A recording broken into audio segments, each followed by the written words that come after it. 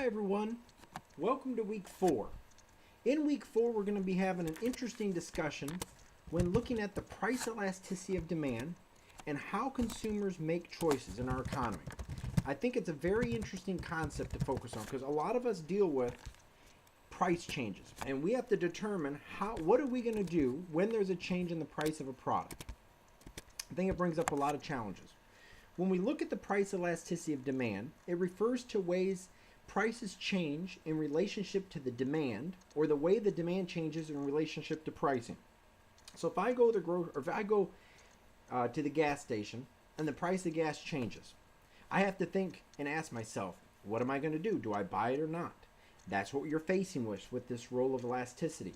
Stores have to evaluate the elasticity when making decisions on consumption level. People with lower incomes tend to have lower price elasticities because they have less money to spend, so they're going to have to think about it more.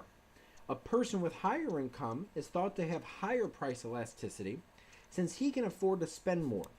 In both cases, the ability to pay is negotiated by the value of what is being sold. How do we price that specific value? If the thing being sold is in high demand, a consumer with low price elasticity, they might just want to purchase it. They might really like it. Elasticity implies the stretch and flexibility that's available. The flexibility or the price elasticity of demand will change based on each item. Everyone's elasticity is going to be different. I enjoy coffee. Someone might not. So I'm more inelastic towards coffee, towards someone that doesn't even drink coffee. Generally, goods and services offered at lower prices lead to the demand for greater quantity. If you can get socks on sale, you might buy several pairs or several packages instead of just a pair. This means that though the seller offers the socks at a lower price, he usually ends up making more money because demand for the product has increased.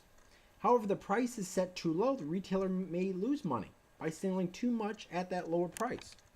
So you'll find that stores are really manipulating the price to figure out what should I actually charge for the price. Because if it's an inelastic good, and they decide to raise the price, people are going to still purchase it. And if people still purchase it, it causes an advantage for them to actually offer that price, and they're going to bring in more total revenue. The two most heavily taxed items in the United States are cigarettes and alcohol. And the reason why they're the most highly taxed items is you'll find that most people will continue to purchase them even when the price increases. So that's a key thing. In stores, the government makes those decisions based off of that. There's two types of goods we look at. We look at an inelastic good, which means when there's a price change, there's a relatively small change in the demand of the product. Now, an elastic good is when there's a price change, there's a large change in the price or in the quantity of the product. So a lot of people don't buy it. So when we look at price elasticity of demand, it evaluates how the change in price influences demand. In certain circumstances, demand remains inelastic despite higher prices. This is true of a number of medications, because think about with medications, you gotta purchase it.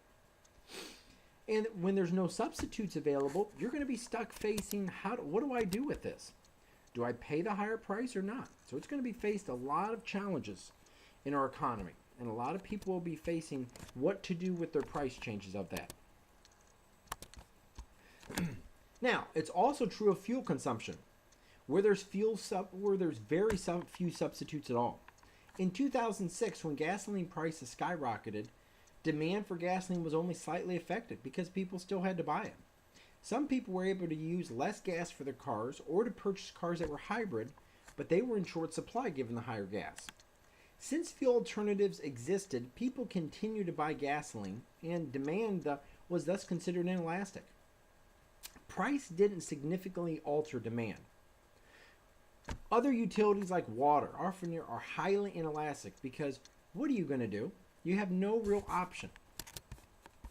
Now, for this week, we're going to be focused on the assignments of reading chapter 5 and 6, and we're focusing on the discussion question, and you're going to have your quiz. Make sure that when you start the quiz, you only get one attempt at it, and that's key. On the discussion post, Have your first post by Wednesday. That's very important to do. And also, make sure in your initial post that you have an APA formatted reference and in-text citation. That's going to be worth 7 points. And your peer response, which can be to any of the questions I ask, that's going to be worth 3 points. And if you have any questions or whatnot, just let me know, but I look forward to your effort this week.